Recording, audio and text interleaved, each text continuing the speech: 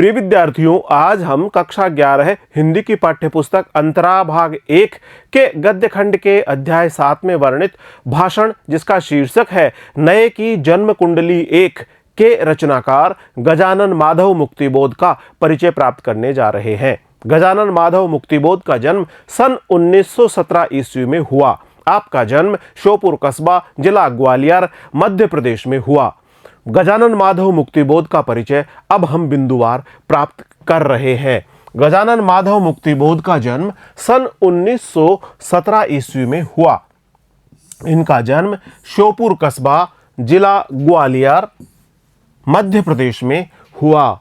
गजानन माधव मुक्तिबोध का जन्म श्योपुर कस्बा, जिला ग्वालियर, मध्य प्रदेश में सन 1917 ईस्वी में हुआ।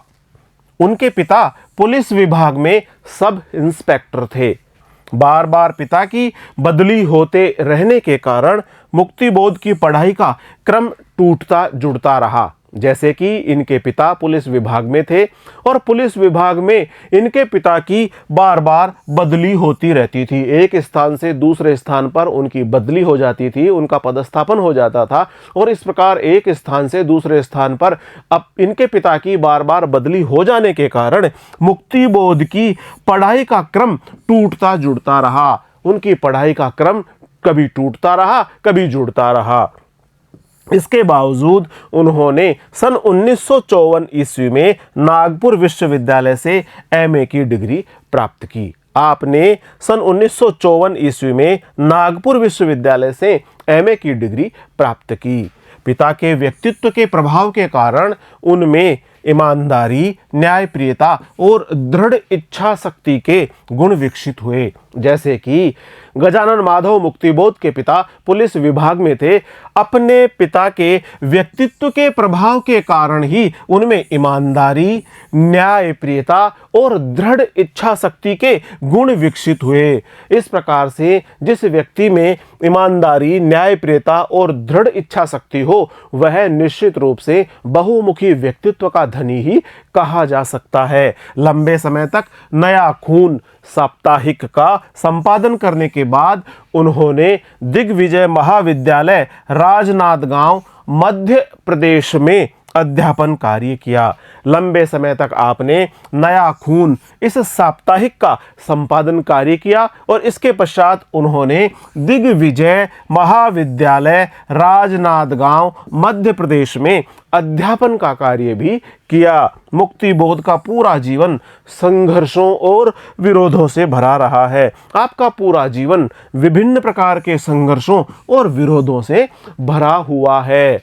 उन्होंने मार्क्सवादी विचारधारा का अध्ययन किया, जिसका प्रभाव उनकी कविताओं पर दिखाई पड़ता है।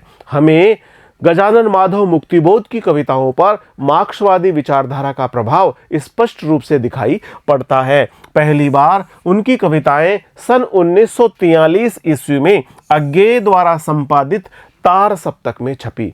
अज्ञे द्वारा संपादित तार सप्तक में सबसे पहली बार उनकी कविताएं सन 1943 में छपी। कविता के अतिरिक्त उन्होंने कहानी, उपन्यास, आलोचना आदि भी लिखी है, जो कवि द्वारा लिखे गए गद्य का अद्भुत नमूना है। आप द्वारा कहानी लेखन किया गया है, उपन्यास लेखन भी किया गया है, आलोचना लेखन भी किया गया है और ये सभी अलग अलग विधाओं में आप द्वारा रचे गए कार्य कवि द्वारा लिखे गए गद्य का अद्भुत नमूना प्रस्तुत करते हैं। मुक्तिबोध एक समर्थ पत्रकार भी थे। उनकी ये विशेषताएं अगली पीढ़ी को रचनात्मक ऊर्जा देती है। जिस प्रकार ईमानदारी का गुण, स्पष्ट रूप से अपनी बात कहने का प्रखर भाव और दृढ़ता के प्रति समर्पण का भाव, इस प्रकार से उनका व्यक्तित्व जो बहुमुखी प्रतिभा से संपृक्त था, उनकी विशेषताएं अगली पीढ़ी को रचनात्मक ऊर्जा देती है और इस प्रकार से उनकी रचनाओं के माध्यम से बारंबार उनके पाठक एक नई ऊर्जा से अपने आप को भरा हुआ पाते हैं। मुक्तिबोध नई कविता के प्रमुख कवि हैं। उनकी संवेदना और ज्ञान का दायरा अत्यंत व्यापक है। उनकी संवेदना, उनके हृदय के अंतर्गत उठते हुए भाव और उन भावों के साथ आम जन के साथ जुड़ाव का जो जिस प्रकार का विशेष रूप से प्रयोग उन्होंने किया है वह, और उनकी ज्ञान की राशि का दायरा ये भी अत्यंत व्यापक है। यानी उनकी संवेदना और ज्ञान का दायरा अत्यंत व्यापक है। वे हृदय की भावनाओं के साथ तुरंत ही जुड़ाव कर लेते हैं और अपने ज्ञान के दायरे के माध्यम से वे पाठकों को बहुत अधिक प्रभावित भी करते हैं। उनकी संवेदना और ज्ञान का दायरा अत्यंत व्यापक है। गहन विचारशीलता और विशिष्ट भाषा शिल्प के कारण उनके साहित्य की एक अलग ही पहचान है। गजानन माधव मुक्तिबोध के साहित्य की एक अलग से ही पहचान है, क्योंकि उनके शिल्प में हमें गहन विचारशीलता के दर्शन होते हैं। विशिष्ट भाषा शिल्प के कारण उनका साहित्य एक विशेष ही पहचान बनाकर हमारे समक्ष उपस्थित होता है।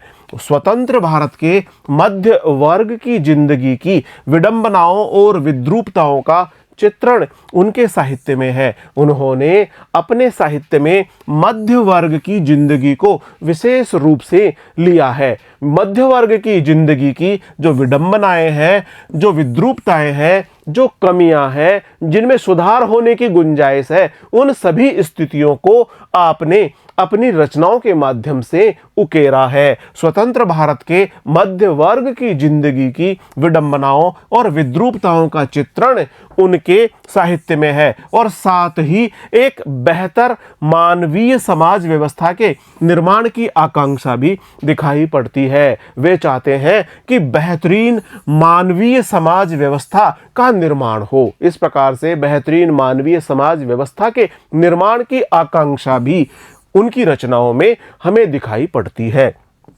मुक्तिबोध के साहित्य की एक बड़ी विशेषता है आत्मालोचन की प्रवृत्ति।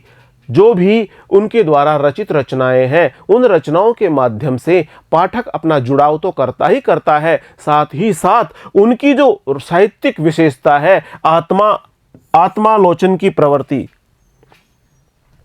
मुक्तिबोध के साहित्य की एक बड़ी विशेषता है आत्मालोचन की प्रवृत्ति। मुक्तिबोध की प्रमुख रचनाएं इस प्रकार से हैं। काव्य संग्रह चांद का मुंह टेढ़ा है। चांद का मुंह टेढ़ा है, भूरी भूरी खाक धूल, भूरी भूरी खाक धूल। चांद का मुंह टेढ़ा है और भूरी भूरी खाक धूल, यह गजानन माधव मुक्तिबोध की काव्य संग्रह रचनाएं हैं।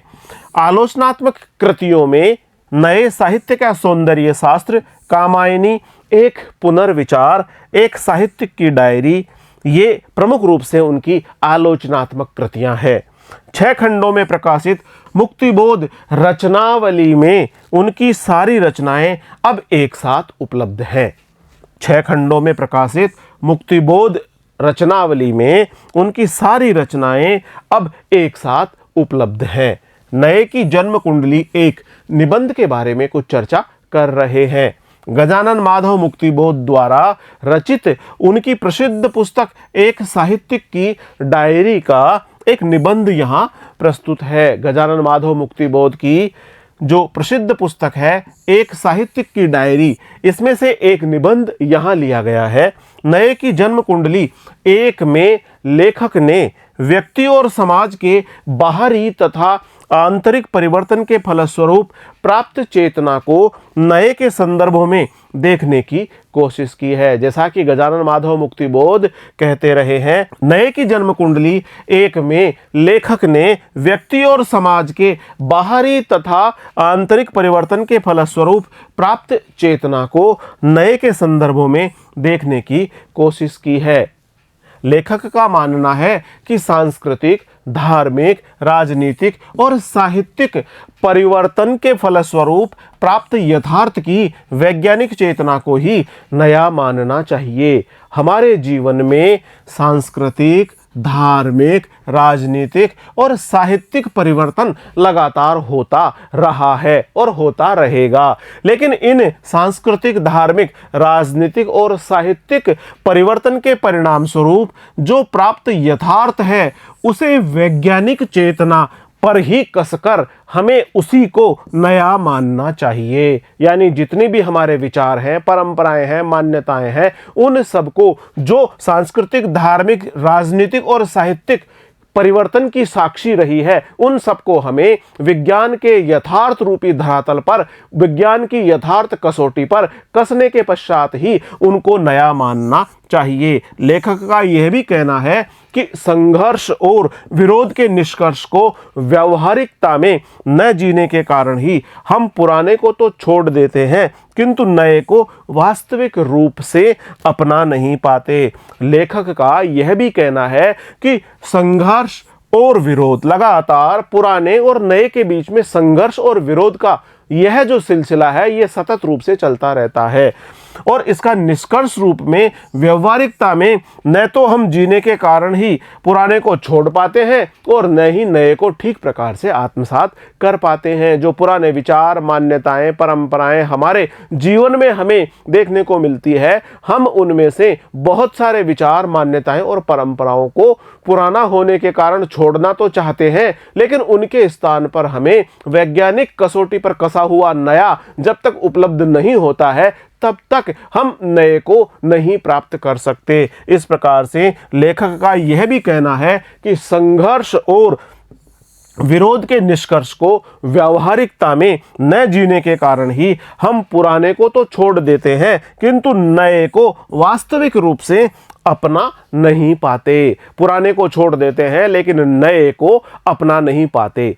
प्रिय विद्यार्थियों, आज हमने अध्याय 7 में वर्णित साहित्यकार गजानन माधव मुक्तिबोध का परिचय प्राप्त किया है, इनके व्यक्तित्व और कृतित्व की जानकारी प्राप्त की है। अगले वीडियो में हम साहित्यकार गजानन माधव मुक्तिबोध द्वारा रचित निबंध जिसका शीर्षक है नए की जन्म कुंडली 1 से संबंधित वीडियो लेकर शीघ्र ही आपके समक्ष उपस्थित होंगे। तब तक बहुत बहुत नमस्कार।